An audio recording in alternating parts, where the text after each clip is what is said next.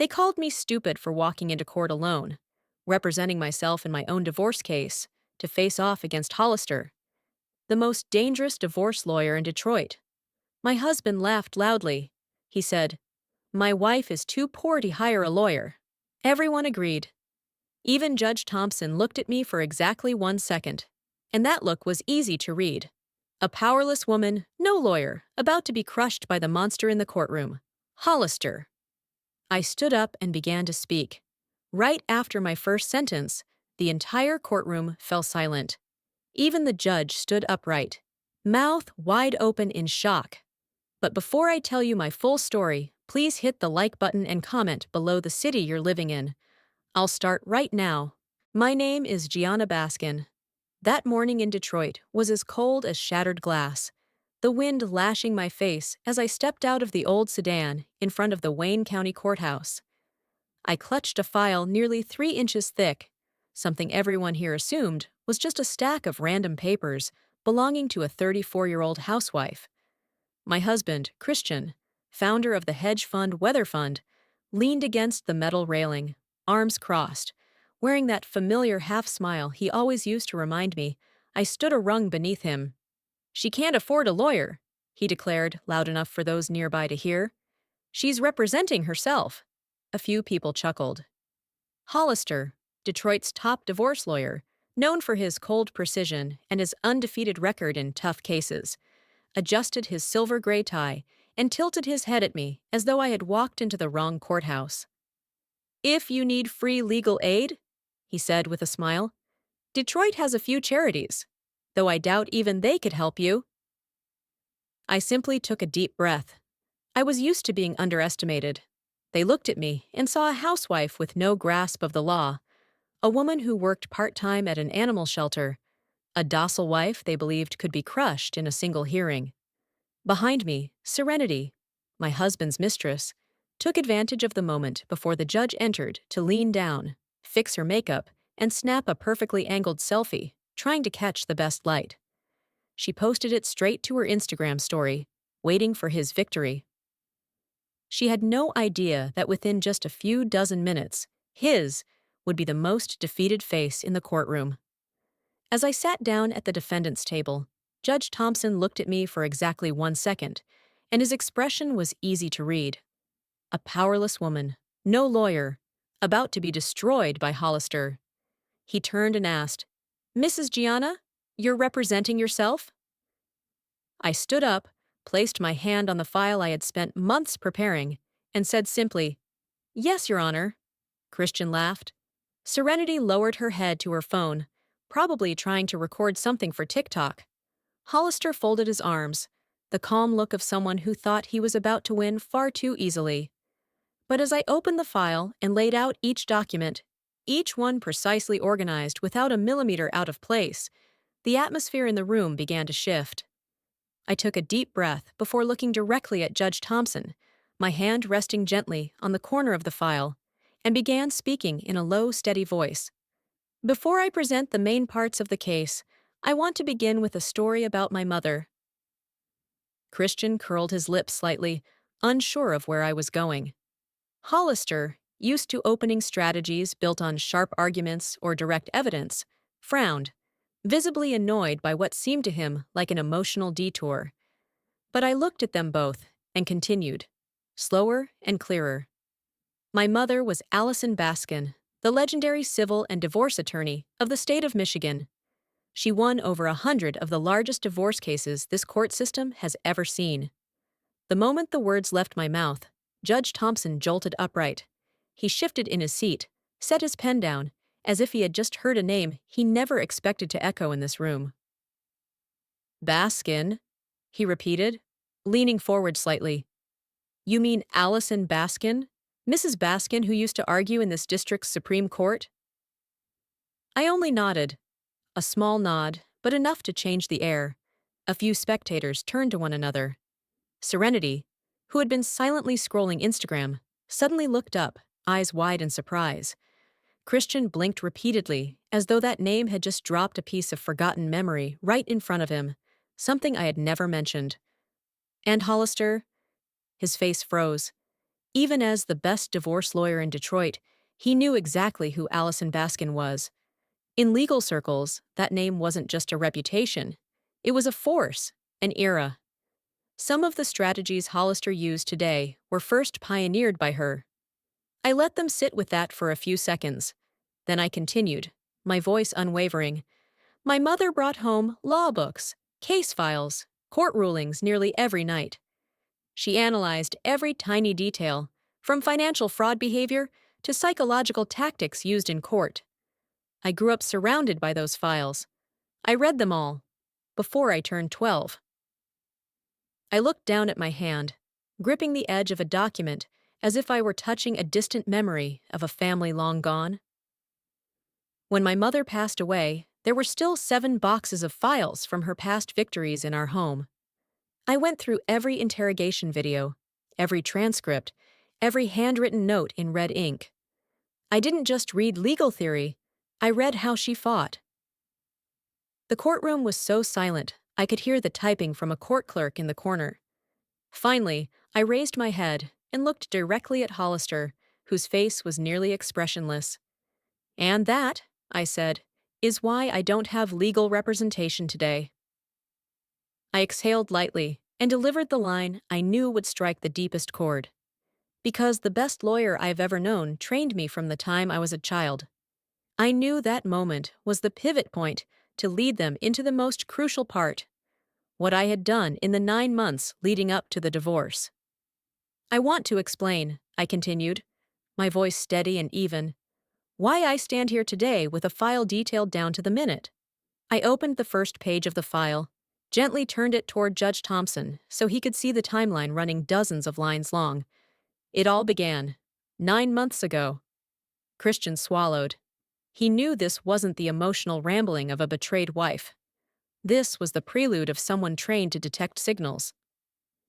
"My husband started changing small habits," I said. "Habits that, had my mother been alive, she would have known were the first signs of someone hiding something." I counted on my fingers, not rushing. "First, the phone." I looked directly at Christian. He took his phone everywhere, into the kitchen, while checking the mail outside, even into the shower, when for 8 years he'd always left it on the living room table. A few people in the audience nodded, as if they'd lived something similar. "Second," I said, "were the urgent meetings that always happened right at dinner time. No names, no schedule, no warning, and never a reasonable explanation." Christian opened his mouth, ready to object, but Hollister placed a hand on his shoulder and subtly shook his head. He understood his opponent wasn't an emotional woman, she was an unlocked database.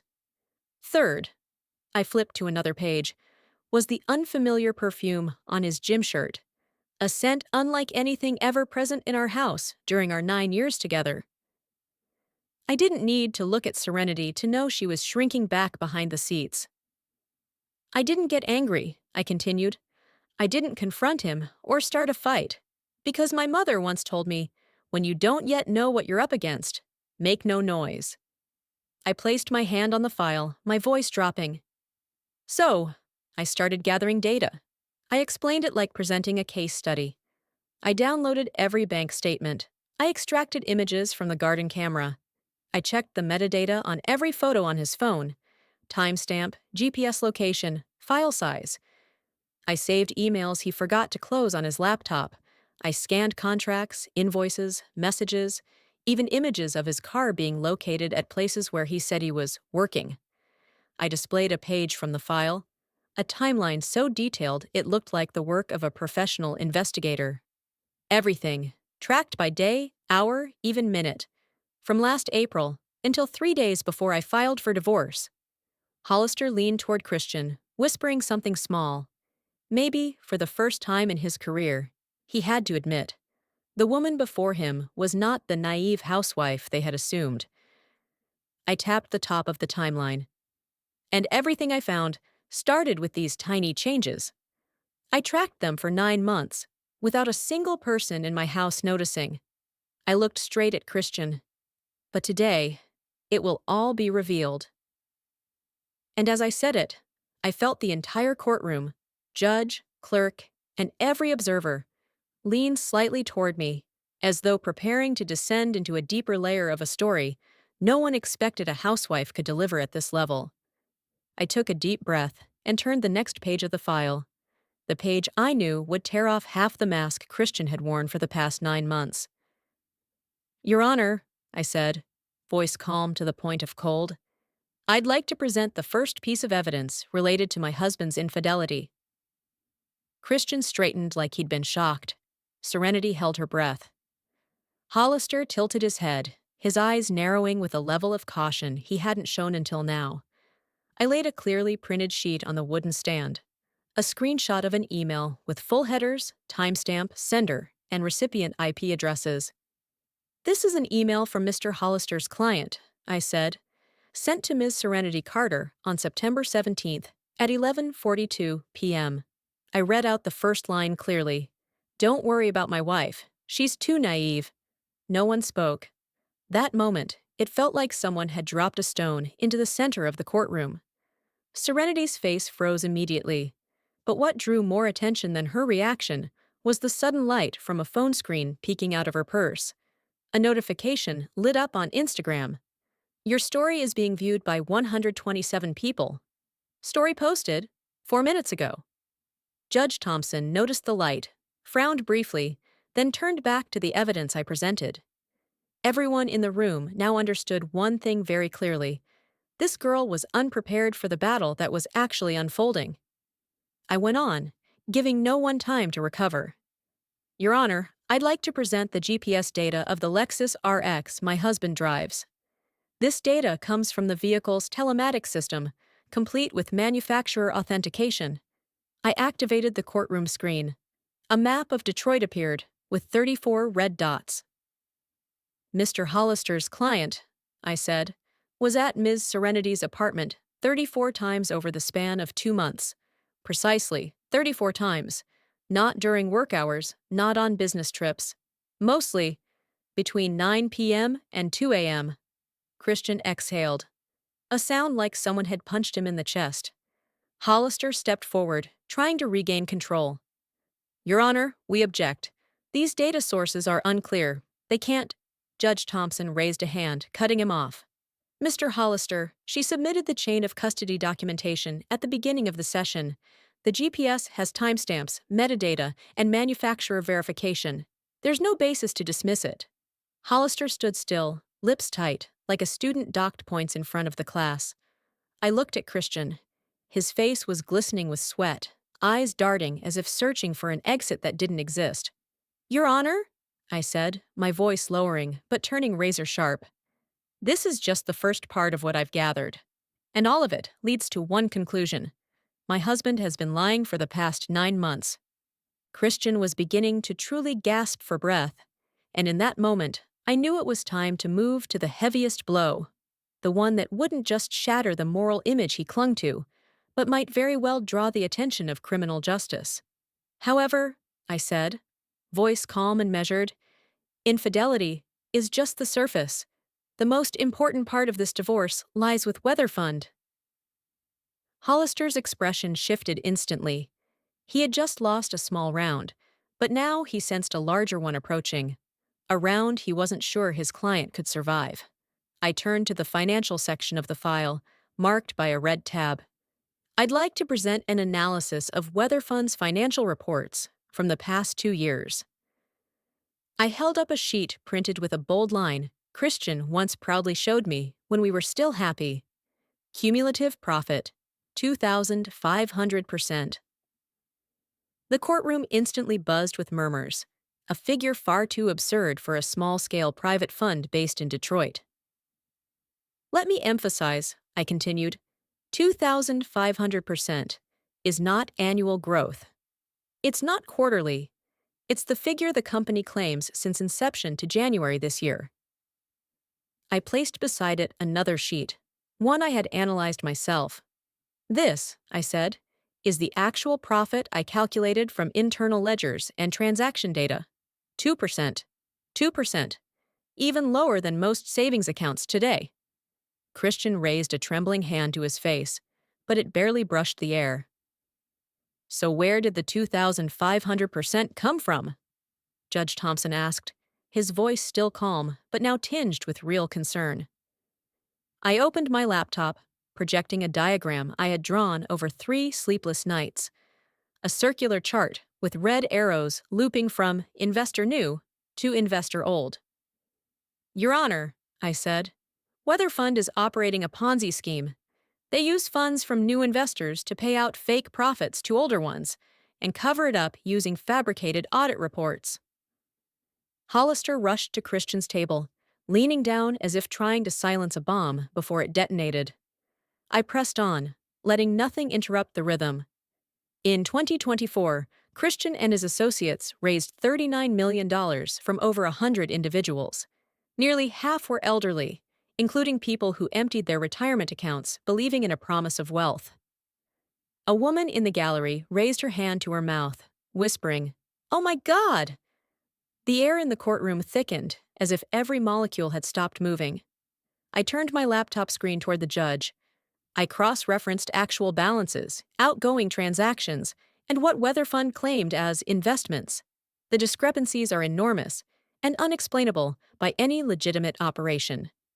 I paused, exactly 1 beat, then delivered the line that could break Serenity. And this is where the Mistress comes in. Serenity instantly looked up. I pointed to an expense line.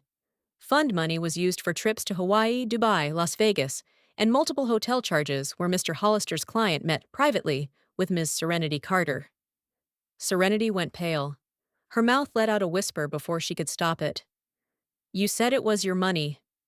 That line, soft, trembling, rang through the courtroom like an unintended confession.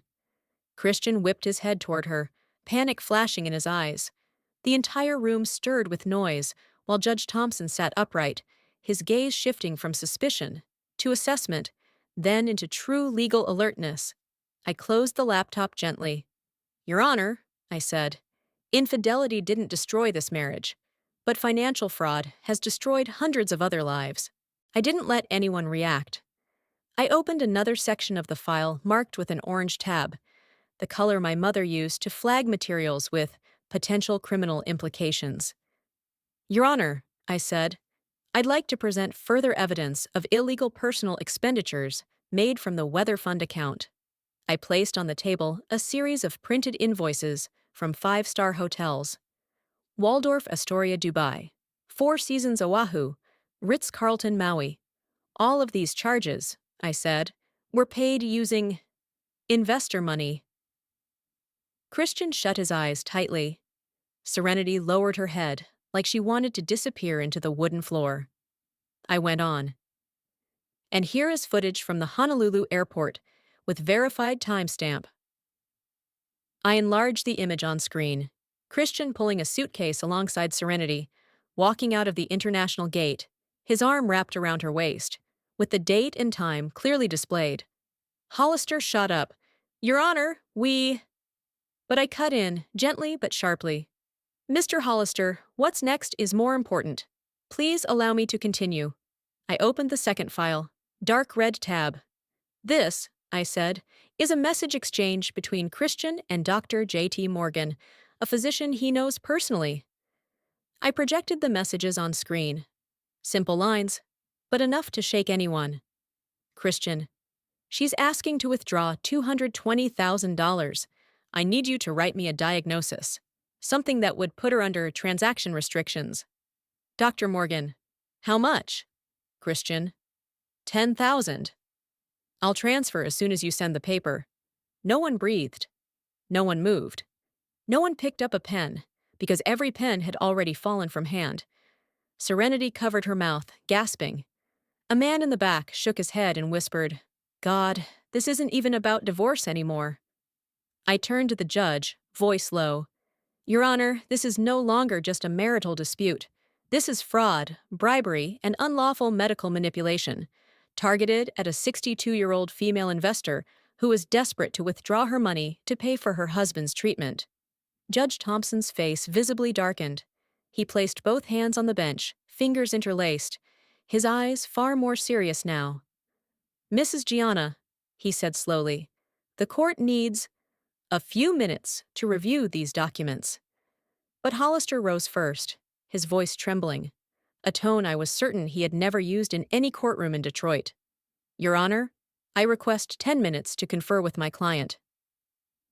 In that exact second, for the first time all morning, Hollister, the best divorce lawyer in Detroit, looked like a man being strangled by the very truth his client had tried to bury. Judge Thompson nodded, tapping the gavel lightly. Court is in recess. Christian buried his head in his hands as the judge called for a recess, but I didn't get up right away. I knew the next part wasn't meant to destroy anyone. It was to explain why I, a woman once seen as fragile, was able to stand this strong. Judge Thompson continued scanning a few pages, even though the hearing was paused. When he finally looked up, his gaze was filled with questions, not about the evidence anymore, but about the person presenting it. I placed my hand on the file, drew a deep breath, then spoke softly but clearly enough for everyone to hear. Your Honor, I'd like to explain why I've been able to face all of this alone. Hollister, leaning over to whisper to Christian, instinctively paused. Serenity looked up, her eyes still wide with shock. I turned a page, not financial records, not emails, not GPS logs, but an old photograph, its corners slightly curled with time. After my parents died in an accident, I began slowly, I went to live with my grandmother. I was only 14. A few people in the gallery sighed quietly. I continued, my voice softer now, but no less steady. My grandmother didn't have much money, but she had something I've never seen in any other adult, complete calm in the face of crisis. She used to tell me, whenever I cried, missing my mother, Jana, you have to stand on your own. No one's coming to save you, but you can save yourself. I paused, as if seeing the old kitchen in Grand Rapids, where she used to slice apples for me every evening. From her, I learned how to breathe when fear makes you want to run. I learned how to stay still when the world tries to knock you over. I learned that real strength isn't shouting louder. It's knowing when to stay quiet, to observe, to prepare. I looked toward Christian. He didn't dare meet my eyes. I'm not here for revenge, I said, my voice firmer, deeper. I'm just protecting myself, the way my grandmother taught me to. The courtroom was silent. But this silence was different, not one of tension or unease, but one of respect. Judge Thompson set down his pen, leaning slightly forward. His eyes, for the first time this long morning, no longer saw me as a powerless woman representing herself. He looked at me as an equal, someone who knew exactly what she was doing and why she had to do it. Mrs. Gianna, he said slowly, the court acknowledges that. Judge Thompson acknowledged my words, and in that brief moment, I felt as if my grandmother's presence was standing just behind me, her warm hand on my shoulder, like she always did when I made it through a storm.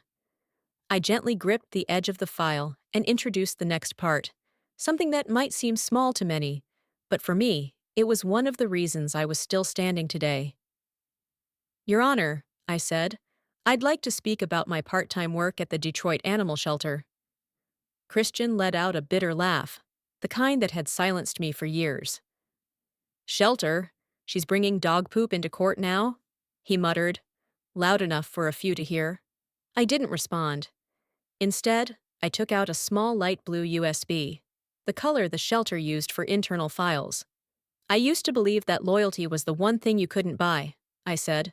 But it turns out I lived with a man who didn't understand its value. I plugged in the USB and played a short video, barely 10 seconds long, filmed by a volunteer during a fundraising event for animal rescue that Christian had reluctantly attended 2 years ago. The screen lit up. Christian's voice rang out, sharp and unapologetic. I hate dogs! What if fur gets on my $5,000 suit? The entire courtroom let out a collective, "Oh," followed by a few scattered laughs, not because it was funny, but because his pettiness was so absurdly clear. Serenity covered her face with her sleeve, like she wanted to vanish. Hollister sat upright, for the first time all morning, looking like he regretted ever taking this case. I paused the video right as Christian shook his sleeve like it had been insulted by dust. "I've watched this clip dozens of times," I said, my voice low, "and each time, I asked myself, why am I with someone who disrespects the things I love most?" I looked directly at Christian, for the first time, unafraid of his gaze. "At the shelter," I continued, "the abandoned animals still licked my hand even when I had nothing to offer. I wasn't rich, I wasn't remarkable, I had nothing but open arms and a little kindness. I learned from them that loyalty is something you give, not something you demand."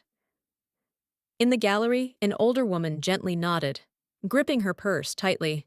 Perhaps she too had once been dismissed for her softness. I smiled faintly, for the first time during the trial. "And now," I said, closing the USB, "I can have dogs if I want to.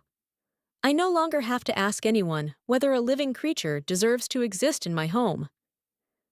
A quiet warmth passed through the courtroom, a rare moment of peace in a morning otherwise burdened with weight. Hollister was still eyeing me thoughtfully after I finished my story about the shelter, but I knew that tender moment wouldn't last. A courtroom isn't a place for sharing kindness. It's where the truth must be exposed to its bitter end. I returned to my table and opened the next section of the file. Christian looked at me as if to say, "Stop," but we had gone too far to turn back. "Your Honor," I said, voice calm again, but sharp as a blade, "I request to proceed with cross-examination." The air in the courtroom instantly tightened. I turned, locking eyes with Christian, the man I once believed to be my pillar. "Christian," I began, "can you explain the Q2 profit report from last year? Specifically, the return allocation, Tier B item?" Christian swallowed hard. The, the growth from the real estate portfolio," he stammered. I shook my head. "Incorrect. That was a fake allocation used to cover up new investor funds." Murmurs rippled through the courtroom. I continued. "Second question. What was the fund's actual total assets as of December 31st? Christian closed his eyes and guessed. "About 18 million? "Wrong," I replied instantly. 3.4 million. The rest was in transit funds, which, in reality, didn't exist. Someone behind me whispered, "Oh, God." Third question. Can you explain the role of Harper Consulting LLC, the firm you listed as your independent auditor? "Oh, of course," Christian said, trying to regain composure. "They audit—" I cut him off, laying down a sheet of paper. "Harper Consulting is a shell company. The address exists on paper, but has no office, no employees, just a rented mailbox." Christian was speechless. Hollister rubbed his forehead, letting out a long sigh. I paused, looking the judge in the eye, signaling there was still more.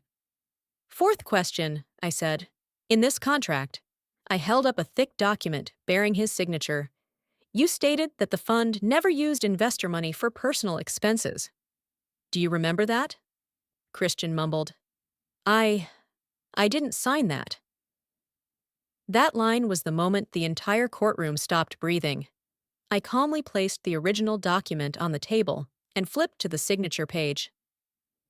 "This is your signature," I said. "May 12, 2024. Verified by a notary public."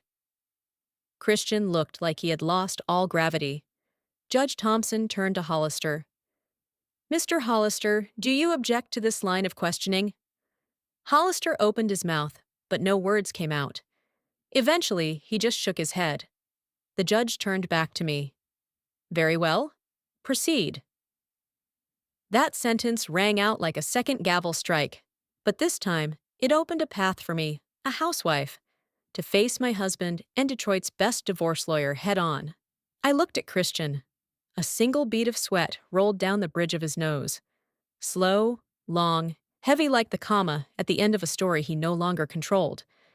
And I remained standing, steady, carrying the rhythm of someone who knew they were about to place the final exclamation mark on a long chapter of deception.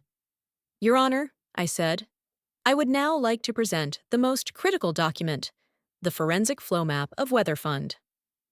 I opened the last folder, marked with a black tab, the color my mother always used for the finishing blow.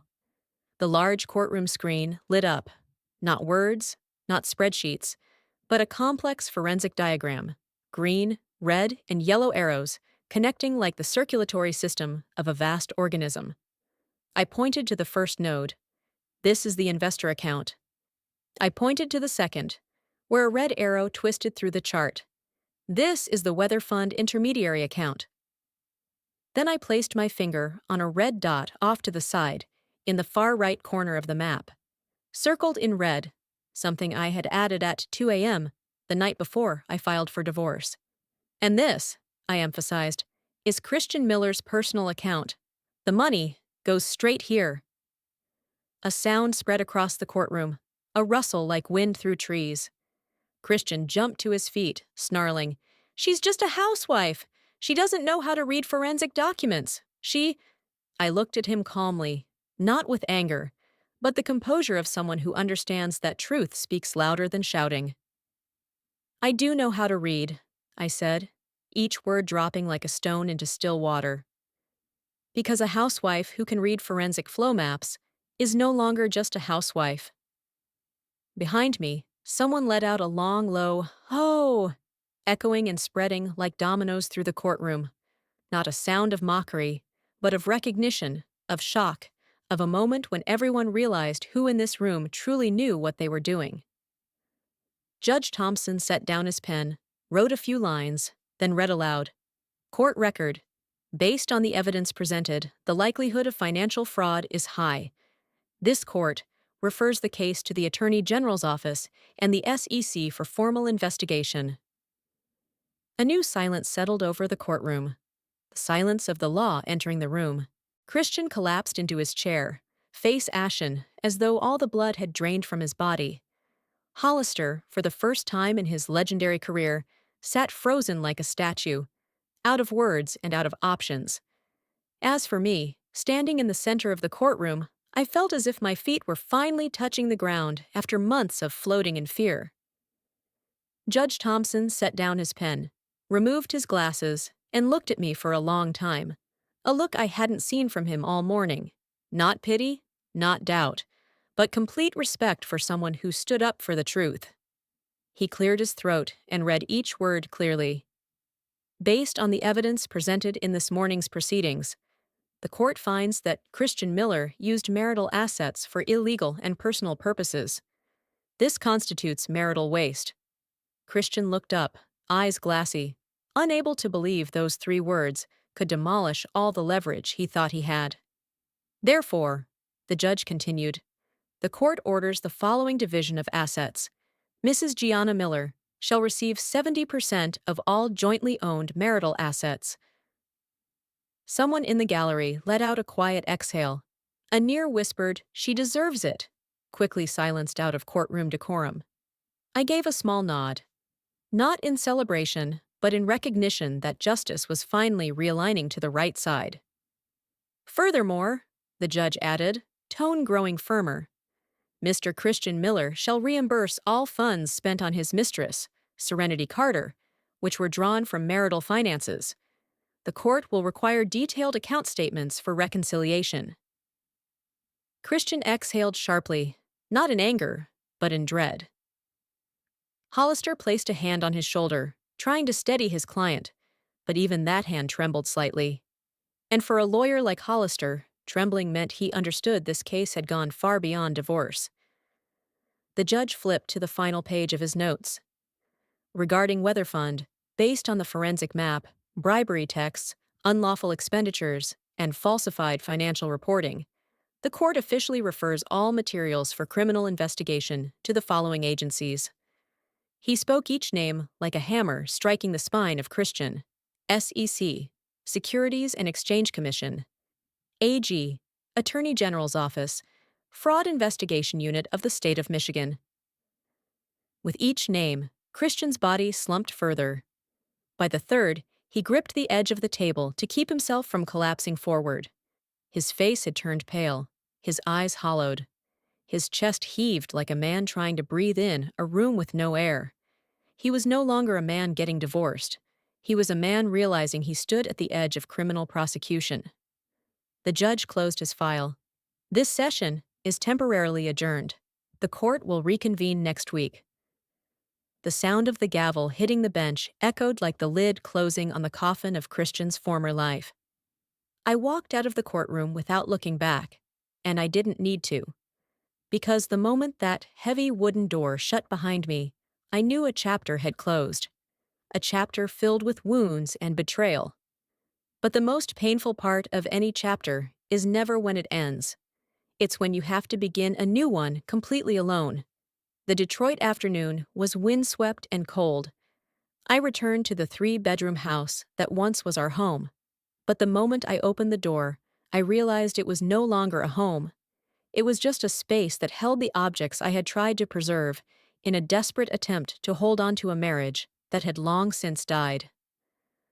I stood in the living room, looking at the wedding photos, the stacks of ceramic mugs he liked, the cold suits still hanging in the closet, then turned away. I didn't need any of it. I didn't need anything that belonged to him. I gathered only 3 things: the wool scarf my mother knitted when I was 10, my grandmother's journal, and a small photo frame of my mother, attorney Allison Baskin, which I had never found the courage to hang on the wall in that house.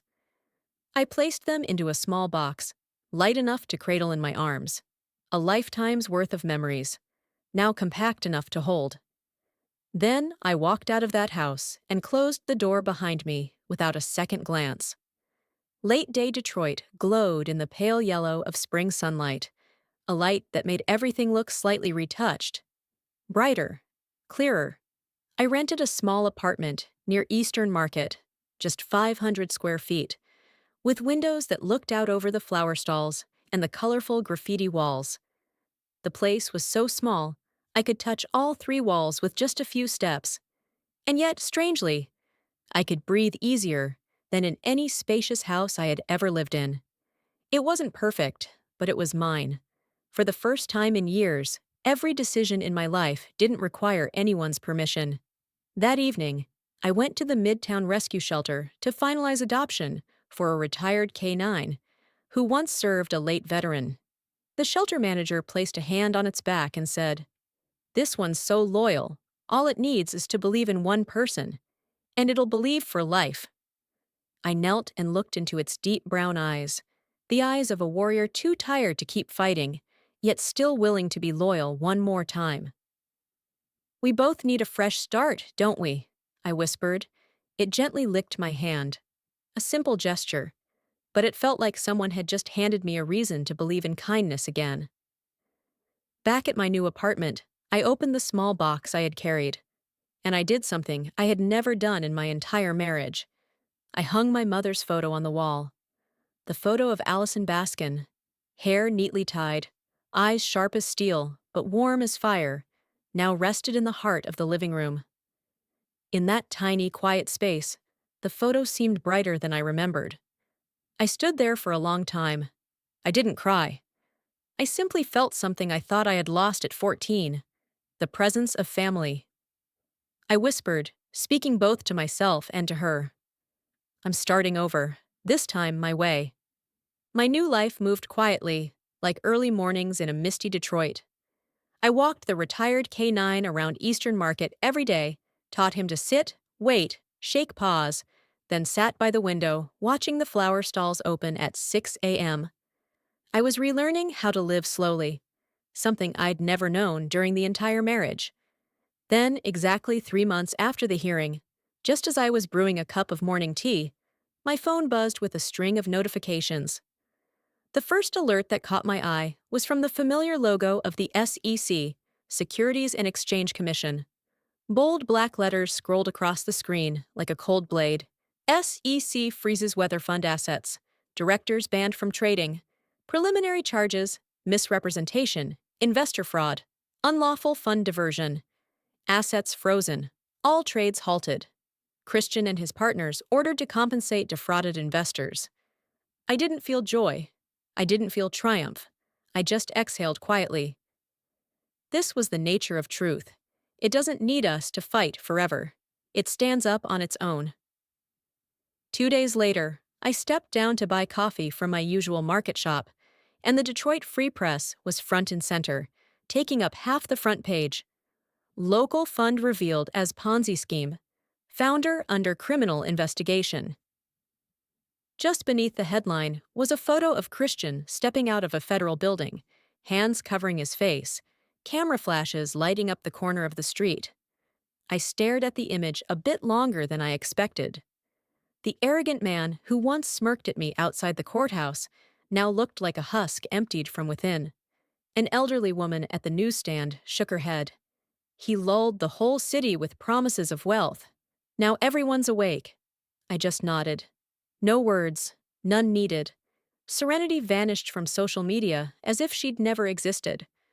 Just 3 weeks ago, she'd posted gym videos, flaunted a watch Christian had gifted her, captioned, "Lucky Girl Era." Now, every one of her accounts read, "This user is no longer available." The internet turned on her mercilessly. Some even photoshopped her face onto Ponzi princess posters. She shut everything down, disappeared from Detroit like she'd been swept away by wind. As for Christian, I heard he'd been summoned multiple times to the Attorney General's office. A source, a court clerk I knew, whispered he couldn't stay standing when he heard the words potential felony charges. Weather Fund didn't just collapse, it disintegrated. No employees, no office, no website, just dozens of families trying to reclaim what was stolen. That night, I stood by the apartment window, hand resting on my K9's head as he slept peacefully at my feet. The Detroit city lights reflected off the photo of my mother on the wall. I looked down over the city and understood one thing. Justice had finally outrun pain. In the days following the collapse of Weather Fund, my tiny apartment began to feel warmer. Not from the yellow lights I installed or the new rug I laid down, but because I finally felt like I was living somewhere that belonged to me, not the shadow of someone else. One afternoon, as my K9 lay curled on the wooden floor, my phone rang. Unknown number. The voice on the other end was low, raspy, with the edge of someone who had stood in thousands of courtrooms. "Is this Gianna Miller?" I answered quietly. "Yes, it is." She chuckled, the knowing laugh of someone who's seen too much truth in her lifetime. "This is Evelyn Ross. I used to square off against your mother in court. I watched your hearing that day." I froze. She wasn't just any lawyer. She was a Detroit legend, once dubbed the Iron Widow of Family Court by the press. Her voice slowed, each word carefully chosen. "If you ever want to be a paralegal or an investigator, I'll train you. Even the best attorneys in Detroit couldn't have done what you did in that courtroom." I looked at the photo of my mother on the wall.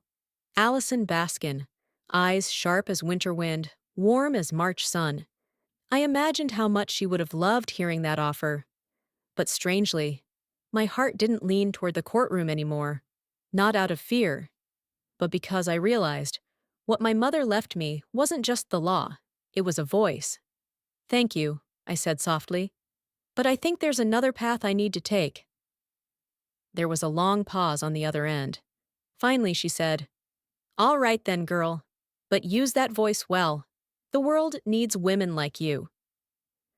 That evening, I opened my laptop, set a small microphone on the kitchen counter, and sat with my K9 lying faithfully at my feet. I hit record. No script, no prep. I told my story, the first in a podcast series about women who were betrayed by powerful husbands, whether politicians, Hollywood stars, or CEOs, and who, with the help of great lawyers like my mother and their own resilience, fought back and won. I wasn't doing it for revenge. I wasn't doing it to flaunt victory. I was doing it to tell the women sitting in the shadows of their pain that they are not alone. 2 days later, I posted the video to YouTube. It started as a small experiment. But by the weekend, I opened the dashboard and saw a number that stunned even me. 2 million views and 100,000 subscribers. Women from all over the English-speaking world. Strong women who hate betrayal. If you are one of them, I said at the end of the video, please like and subscribe, so I know you're out there too. 2 million people listen to my voice speak of truth, justice, and the courage I once thought I lacked. In the video description, I wrote just one line. For Mom, Allison Baskin. That night, I sat in my small apartment, lit only by the glow against the wall and my mother's softly golden photo. I whispered, I've used what you gave me to lift up the ones you once fought for. And for the first time since the accident when I was 14, I felt my mother right here, in this tiny room, in every breath I spoke, and in every woman who rose after hearing my story. The K9 lay at my feet, his head resting on my leg like a quiet promise. I'm here. I'm not leaving. I ran my hand down his back, feeling the slow, steady rhythm of his breath, a piece I hadn't touched in years. On the coffee table sat the final file, the one that had followed me from the kitchen to the living room, from the bedroom to the courthouse, from fear to truth. I placed both hands on the cover, took a deep breath, and closed it. This time, not to pause, but to end it completely. The file gave a soft click, quiet, but loud enough to mark that I no longer needed it to go on. I stood, took out my laptop, and opened a new file. The first words I typed, slow and certain. How I won my own divorce. Not a book for revenge, not a book to brag, but a book for every woman who's ever been underestimated, to know they can stand tall on their own, just as I had. I leaned back, looking at the photo of my mother, Allison Baskin, hanging on the wall. The Detroit lights reflected in the glass, making her eyes glow brighter, as if she were smiling at me. I whispered gently, slowly, Mom, I've lived your legacy. The breeze from the window stirred the photo frame softly. I closed my eyes, and in that moment, I felt as if her hand was resting on my shoulder. Not a memory, but a presence. I opened my eyes, gazed at the skyline stretching beyond, the tall buildings standing like sentinels guarding new beginnings. A natural smile came to my lips. Because at last, I understood. This wasn't the end. This was only the first chapter of the life I chose for myself. If this journey made you stronger, or helped you believe that any woman can rise after heartbreak, then please hit like. If you want to support me as I keep telling stories about truth, justice, and women rising from their own pain, subscribe to the channel and turn on notifications, because the next story will speak straight to the hearts of many women out there. It's about a wife who discovers her husband is cheating, not with a stranger, but with her very best friend.